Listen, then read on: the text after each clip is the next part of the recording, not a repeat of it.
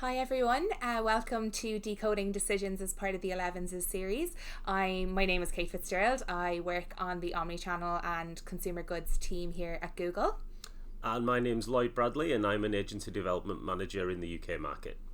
Brill. So what we're going to be doing is bringing you through the Decoding Decisions narrative that we have today to discuss some of the really big opportunities for marketeers, both established and challenger brands, during the peak season this year.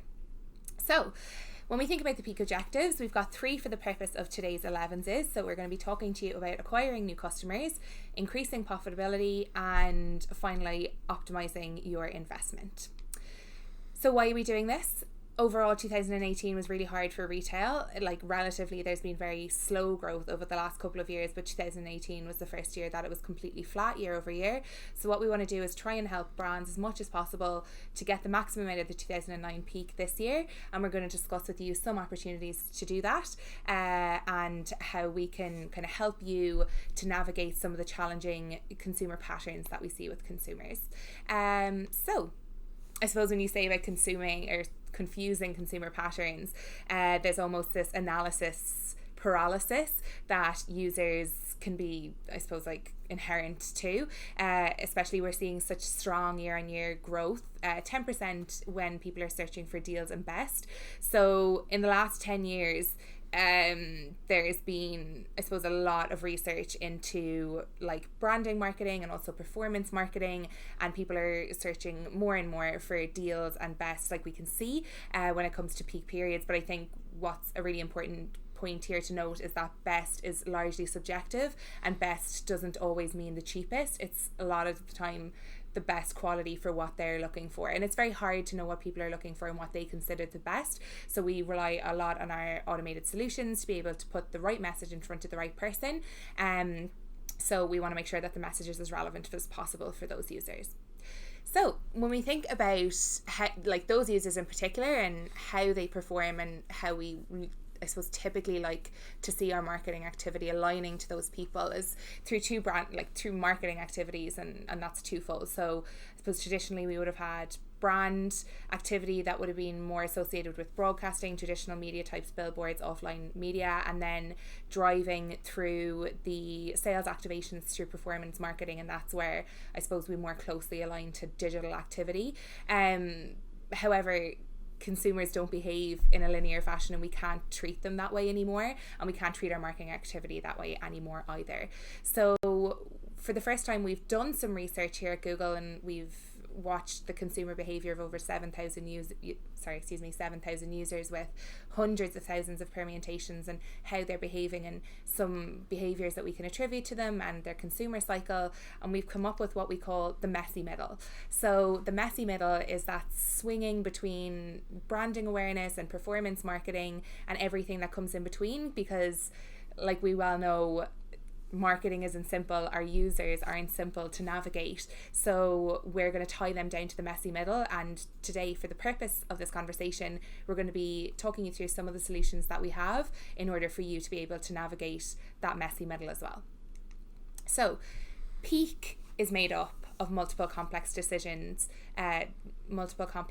making phrases for each purchase. So when we think about these, trigger is obviously something that would trigger the thought process for someone to go on their consumer journey to make a purchase, and that splits into 2, I suppose, loops before we get through to the end purchase. I think as marketeers, we'd love to think that someone's triggered to make a purchase from an ad and they go straight through and make that purchase, whereas realistically that's never what happens. And when we think about our own personal consumer journey, when we make purchases, there's a lot of exploration and then evaluation and then going through to the end purchase. So I suppose even in this diagram itself, you're going around the exploration phase and then you go into a further reductive, I suppose, purchase making decision phase, and then you go through to purchase, where actually in reality we go around a lot more. So we're on a continuous loop of exploration and evaluation, and we don't necessarily go straight through from exploration, evaluation to purchase. We can end up going around and around, and I suppose opening up our thought process research again, and then going back down to the reductive decision making purchase, and then we'll see something with a cheaper price or a different brand, and we go back into that loop again. So as a brand, what we're trying to do, or like what we're trying to help you to do, is to be able to break that loop and get that consumer out of that, I suppose, like evaluation, exploration phase, and actually come and purchase with you. So Lloyd's going to talk us through how we're going to do that. Great. Okay, thanks for that, Kate. So Kate spoke a lot there about the messy middle, and what we've found from our internal research is that purchase decisions are won and lost in this messy middle phase. And on average across retail categories, nearly a third will switch to a second choice brand just based on a mere exposure to that brand during the purchase decision making journey, obviously when that's contextually relevant. And that can actually double to 61% of shoppers on average switching to their purchase preferences just based on that exposure, together with the right mix of creative, relevance and user experience. Obviously, what creative, relevance and user experiences work best, it does vary by category, but we found that can make a massive impact when shoppers are in that research phase. And I think, Lloyd, that's really interesting, because as an established brand, you can, I suppose like that can be quite a threatening thing to consider, that 61% of your loyal audience would potentially switch. But then as a challenger brand, or someone that's a startup or trying to go after a new audience, that's really appealing, and that's a massive opportunity for them, I think. Absolutely. So if you are the number one brand in your category, obviously you have to defend your position, but as you quite rightly said, it does open up a lot of opportunity as well. Great. And what we found is during that messy middle, YouTube can offer a really big opportunity here. 40% of global shoppers say that they've actually purchased products that they discovered on YouTube, and exposure on this platform can really help to trigger people to purchase. And just a point on here for YouTube, we know that YouTube is the second biggest search engine. So it's really, really important to have your brand visible on YouTube.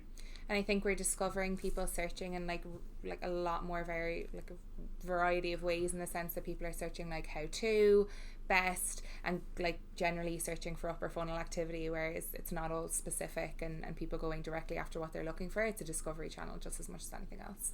Absolutely. And I think Google search is central throughout this purchase decision making, exploratory and evaluation phase, as well as just the purchase. And I think this was what we found most interesting from our research. I think typically retailers have thought of search mainly for those active consideration and buy-in moments, which we've referred to as evaluation and purchase, but actually Google came out on top for each of these statements when compared to other platforms. So 80% of shoppers who use Google search use it to find ideas and inspiration. 77% use it to narrow down options. 79% use it to find information that can be trusted, and 79% use it to find the best deal.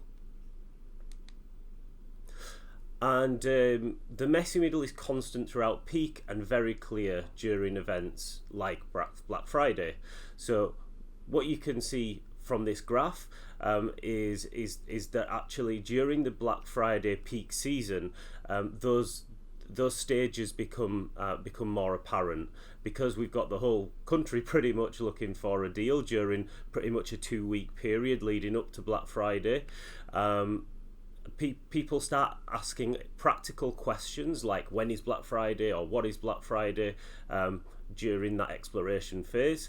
Then they begin to scout out the specific deals that they want to buy during the following week. And then Black Friday itself shows that customers are searching in their drawers for deals as expected. And yeah, even just to add to this then, I think that this research as a whole, we obviously see seasonal peaks and I suppose like trending products and queries throughout the year, but I suppose because this research is so robust and there's essentially, like you said, Lloyd, the whole country looking for deals, Black Friday deals, it's just so statistically significant, and we're able to dilute it down to specific search queries and what people are searching for, that we're able to show this so clearly. But I suppose it's important to note that this happens all year long in every different industry, across nearly every different product, but this is most relevant for all, I think, and it's a huge opportunity for every brand at the same time. For sure. So Kate, I think now if you can start by kicking us off with what we can do with all this information. Exactly. So yeah, the 3 pillars are showing up, driving action, and accelerating your brand. So I'm going to be quickly walking you through showing up. And I think, Lloyd, you kind of mentioned earlier was, the amount of people and exposure, and 30% of your audience could potentially move to a different brand by simply showing up. So this provides a huge opportunity for us and for brands that we work with in order to be able to gain that exposure, build those brands or build that brand awareness with people, and then to eventually convert them over to purchase. So I suppose, like, to even take it back a step, shopping season is getting longer and longer, and if you're going to show up, you need to make sure that you're doing it at the right time. If you're going to make a really massive effort for Black Friday, you can't be limiting it down to the week beforehand. Similarly with Christmas, 80% of Christmas shopping has been done the week before Christmas. I generally fall into that week. I don't know about you, Lloyd. I'm cutting it a lot closer to the wire. Probably the day before. Yeah. But 34% of Christmas shopping has actually been completed before mid-November. So, like, if you're, a brand that heavily relies on sales during the Christmas window, if for gifting, or if you find that a lot of your audience is really engaged at that time, you need to make sure that you're stretching out your branding activity to ensure that you're not missing out on any valuable traffic that people might be coming through earlier in the purchasing stage.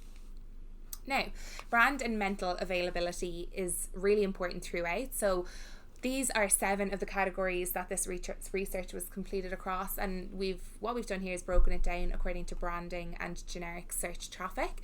So, search and shopping. So we can see by category which rely most heavily on branded traffic and which rely most heavily on generic traffic. So smartphone is heavily branded, which you could expect.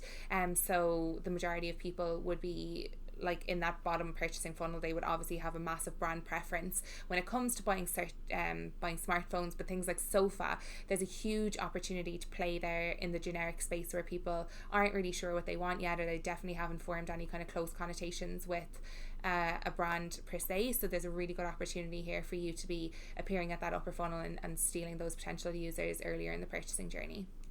And online is absolutely vital to triggering that purchase journey. I think we can see across the 3 here, like, in terms of what prompted your most recent shopping experience, 53% of that was actually digital, so significantly bigger than traditional media, and then 24% happening in store as well. But that's just simply triggering, like, it doesn't necessarily fall through to purchase. That would, I'd imagine, skew again, but 53% of people initially getting their idea to purchase online is absolutely huge. So really significant opportunity there.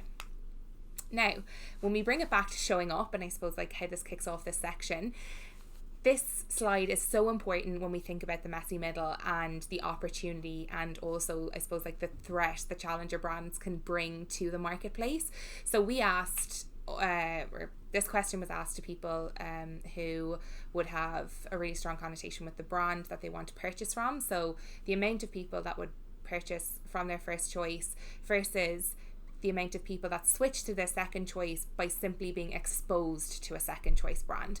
So, like, that's why our message needs to be super relevant. We need to be getting across all of our competitive advantages, our USPs, making sure our ads are as relevant as possible to that user. If I care about free delivery, that's showing for me, or versus if I'm really kind of driven on reviews, for example, that you're making sure that they show for me.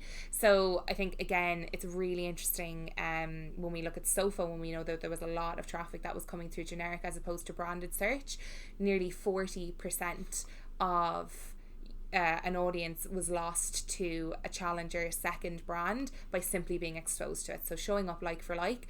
So there's different ways that we can actually help you show up and how we can optimize that and then see that through to purchase. And one of the first is getting discovered in different places. So we have, I suppose, like the hints in the name there with discovery campaigns. So 48% of online consumers have discovered their favourite brand, or at least more about it, when searching for something else. So discovery brands come in a lot of different forms, we'll say, across our platforms, and we have 1 billion active users across each of our platforms, so a huge opportunity to be gaining audiences. Even though a lot of them do go through the full purchasing journey on search, there's a lot of different places where you can be discovered as well. So the YouTube home feed, Lloyd mentioned earlier that YouTube is the second largest search engine in the world. People increasingly use it to discover new products, discover new experiences, new services. That's a huge opportunity for you to trigger an initial purchase, and then on the Discover feed, and finally on Gmail as well. And that goes across all the platforms. So we've briefly just chatted about the first 3, but we can also drive specific actions that you deem to be relevant for your brand as well through YouTube for action, and on the YouTube watch page too. And shopping ads. So this provides probably the biggest lower funnel opportunity for our advertisers. So we would see shopping as being, the closest thing in the funnel to a purchase. And we saw a massive increase year on year. So 29% year on year growth in clicks from peak in 2017 compared to text ads that grew 4.15% over the same period. So a massive increase in people relying on shopping ads. 42% of all retail search clicks happened over peak in 2018 were from Google shopping ads. So I think inherently with shopping ads, it gives you quite a lot of information. You can see the product image, you can see the price of it stacked up against your competitors, reviews, etc. So initially it is, like I said, quite a lower funnel marketing activity, but quite a significant opportunity. If you're, say for example, USP is competitive pricing or reviews, you can get all of that straight up and center, and you're stacked up against your competitors like for like. So it's so important to be optimized. And then visual impact. So we know that imagery creates, a significant uplift on brand awareness, brand recall, ad recall as well. So there's different things that we can help you to, amplify your search activity. Showcase ads being one. So if someone's searching for a specific product and you've got other products that would, relate to that initial search query, you can show some of your different products to make people a bit more aware of your offering. And then gallery ads as well. So I think people, even just for peak, it is a gifting period. People give gifts at Christmas, obviously. And I suppose people traditionally think of Black Friday, like apparel and tech and things like that as well. But a lot of brands are offering, say for example, like holiday offers or experiential offers too. And gallery ads is particularly relevant for that industry as well, I think. So in terms of how we're going to do that and how we're going to drive action, Lloyd's going to take that over. Great. Okay, thanks for that, Kate. So 95% of UK retail shoppers say that they use Google search in their purchase decision making, as we touched on. So just to take this back to the slide looking at the different retail categories, you can see that the second choice brand is enhanced when you have the right mix of creative, relevance and user experience. So we've dialed up certain behavioural science biases as part of this creative and user experience, and you can now see that power of the messy middle is a lot more impactful. I think, even when we look at smartphone, we saw there was still a relatively less than 20% of the audience was willing to go to a second choice by simply showing up, but there's a much bigger proportion of the audience there that's willing to switch when, like you said, you amplify your brand message and start using triggers that are a bit more relevant to that particular user. And you can see here that its brand preference is actually only a small part of the ultimate decision making process. So for each category, we can start to understand the various weightings that customers use these behavioural science bases to aid purchase decision making. So you can see that the popularity of the product is about 24%. Immediacy of delivery and collection, having those next day deliveries or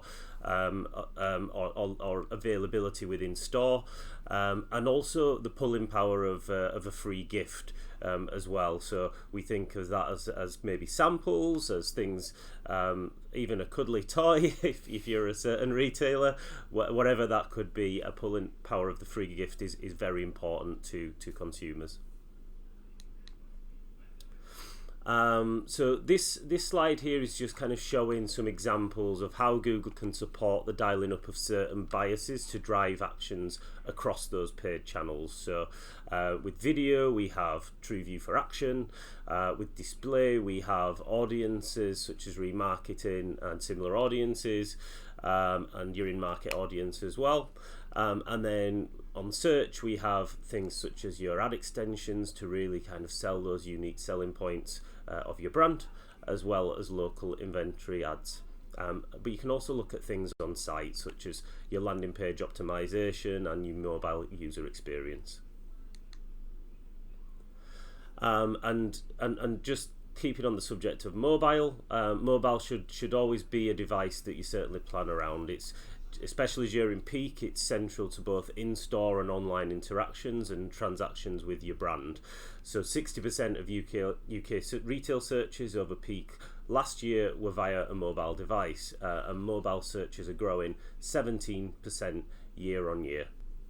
Yeah, and I think, Lloyd, that's just so significant, because if we think about the speed at which mobile's been overtaking desktop traffic in nearly every industry across the board over the past couple of years, to still be growing 17% year over year, it's just something that businesses can't be missing out on as an opportunity anymore. Absolutely, and I think a lot of that growth is certainly being driven by local related searches. So we talked a lot over the past couple of years about the growth of searches related to near me. Actually, now we're seeing that local searches without the phrase near me are outgrowing those with it. And why is that? Because people expect their devices and Google to know exactly where they are and what they're looking for. And this kind of leads us on nicely into local inventory ads, because this ad format, it drives much more store visits and site traffic once shoppers are showing that local intent. So we're seeing a 2.7 times higher incremental store visit than an online shopping ad, and a 20% higher click-through rate. And this ad format allows you to annotate your ads to show that the product is in the store, and also the distance to the nearest store. So very important for online to offline businesses. Sticking on the O2O theme, local campaigns are a relatively new ad format. Using our store visit technology, you're now able to optimize towards the conversion goal of getting people into your store. And this is shown across a mass of Google inventory, from search through to Google Maps, the business profile, YouTube and display. So a very powerful ad format for those that value offline conversions as much as online conversions. Yeah, and coming from the omni-channel team, we're seeing huge success for businesses that are trying to drive footfall through this. It really is like the best, brightest and shiniest of what we have to offer for business to be able to digitally leverage their physical assets. So I suppose, and if we bring that back to where we saw people doing their Christmas shopping and having to extend out potentially your activity to try and capture people through the full length of the purchasing funnel, where local campaigns can become really powerful is like during that Cyber Week, that it will largely be online, people purchasing from online, that's where they expect the deals to be. However, we do see a flip in behaviour of people then going to the store to buy their gifts, and then continuing on through January when people are physically going to store to buy for themselves again. So local campaign, I think, complements any digital activity that you're planning to do through peak to capture people through the full purchasing journey, and also when people kind of tend to switch up their own consumer behaviour as well. Great. Okay, so now we're just going to look at how you can accelerate, which is the final pillar. So this slide here, you can see the dark blue line there. This represents your consumer demand, which is query volume, and the light blue line represents retailer ad clicks. You can see the spikes in the light blue line are when retailers are more actively promoting items, and the gaps between these two lines are where the opportunity really sits. Because what we're finding is peak is now less peaky, but a lot of retailers haven't adjusted their budget phasing to represent this. So what we're seeing is that there's a huge opportunity during both the build up to Black Friday and also post Black Friday, where where budget spikes have come back down, but there's still that consumer interest. So I think an important thing to take from this is to have more of a longer term budget phasing over that Christmas spike, that it's not just Black Friday. There are lots of opportunities beforehand and also post Black Friday as well. And how can you enhance your performance over peak? So you can supercharge your performance through automation. So 15% of searches that we're seeing on Google every day are brand new. Websites are larger and more dynamic than they've ever been, and smartphones combined with voice search create additional search moments in new contexts that it's very difficult to plan for on a manual basis. So by using smart bidding, dynamic search ads, search audiences and attribution, you find that you can find those consumers with the right message at the right time when they're in that moment of intent. I suppose when, like, if you try and put yourself in like an advertiser's shoes, in order to try and like get through that messy middle and be capturing those people that can be swayed by the right ad context, by the right contextual targeting, by the right UX, etc. Like, there's a huge portion there to be won. But if you're also trying to tackle the 15% of searches that we've never seen before, it creates like a very dynamic, changeable environment. So leveraging our automation solutions is really the only way that you can stay on top of that at all times, because I know we physically can't do it. We physically can't keep up with it. It's much too, it's too much of an undertaking. So automation can really help you stay on top of all that changing behaviour. Yeah, we're seeing some really, really good results, and you can automate through kind of all of our channels, and obviously with shopping, it's a strategy that you can really leverage that Google technology as well as your own business intelligence. So using things like your internal information, such as your new customer data, data around your campaign objectives, and CRM data combined with Google Shopping and automation. This will really maximise your efficiency here. And our flagship product to use these signals would be Smart Shopping. Brilliant. Yeah, so that was Decoding Christmas. We hope you found it interesting. I suppose just to wrap up, the 3 key pillars: showing up before and during the messy middle of consumer shopping journeys throughout peak. And we remember that peak goes way beyond what it initially was a couple of years ago. Like, it's not just 3 weeks up to Christmas anymore. People are doing their Christmas shopping in October, and they're buying for themselves right through until the end of January. So building that brand mental availability, driving action by leveraging the right mix of local content, creative and UX to drive sales when shoppers are showing high intent to purchase, and accelerate your reaction to shifting and complex consumer behaviour through automating your campaigns in real time. Great. So you've been watching Decoding Decisions. My name's Lloyd. And I'm Kate. And thanks for watching.